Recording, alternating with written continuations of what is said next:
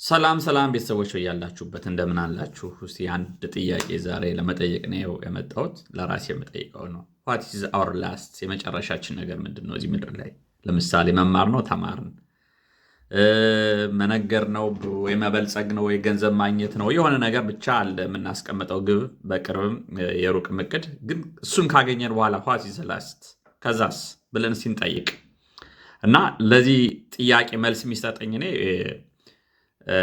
በመጨረሻው ዘመን እንግዲህ ኢንድ ኦፍ ዚስ ወርልድ ኢየሱስ ክርስቶስ ለፍርድ ሲመጣ ጻድቃንን በቀኝ ኃጥአንን በግራ ሲያቆም የሚናገረው ነገር ነው የመጨረሻው ነገር የምለው ማለት ነው። እና እሱ በዛን ወቅት ምን እንደሚጠይቀንና የመጨረሻ ሪዛልታችን ወይ ፈተናችንና ውጤታችን ምን እንደሚመስል እሱ ራሱ በግልጽ ነግሮናል። ምንድነው የሚለው? ብራብ አብልታችሁኛል ወይ? ብጠማ ጠጥታችሁኛል ወይ? ታርዤ አልብሳችሁኛል ወይ? ታምሜ ጠይቃችሁኛል ወይ? ታስሬ ጠይቃችሁኛል ወይ? በቃ ዚስ ኢዝ ዘ ላስት ወርድ። ነቲንግ።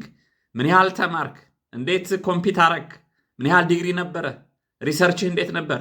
ታዋቂ ነበር ወይ? ብዙ ፎሎወር ነበር ወይ? ተጽዕኖ ፈጣሪ ነበር ወይ? እንደዚህ አይነት ጥያቄዎች የሉ። ብራብ አብልተኸኛል ወይ? ስለዚህ ሂዶ የመጨረሻው ነገር ምንድን ነው? ሰውን ወደ መርዳቱ ሰው ላይ ነው የሚያተኩረው ማለት ነው። ሰው ላይ ነው የሚያተኩረው የመጨረሻው ነገር ማለት ነው። ለዚህ ነው በመጽሐፍ ቅዱስ አሁን ከምናገኛቸው ነገሮች አብርሃም አባታችን አብርሃም የሚባለው ይሄን ስለተረዳ ማለት ነው።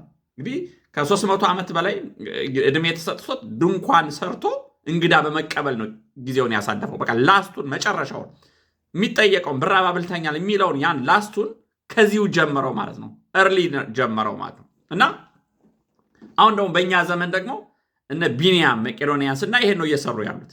እንደምታውቁት እንግዲህ ቢኒያም እዚህ አሜሪካ ውስጥ አትላንታ ሱቅ ከፍተን አለ። እንግዲህ ብዙ ኢንተርቪውን ሰምታችኋል። ከፍተን በጣም ብዙ ብር እናገኝ ነበር አለ። ከወንድሜ ጋር እየሰራን ግን ይጨንቀኝ ነበር አለ። የምንሸጠው ነገር ገንዘብ እናገኛል፣ ግን ደስታ አልሰጠኝም አለ። ስለዚህ ምን አደረገ? የመጨረሻውን ሊሰራ ሄደ። የመጨረሻው ምንድን ነው?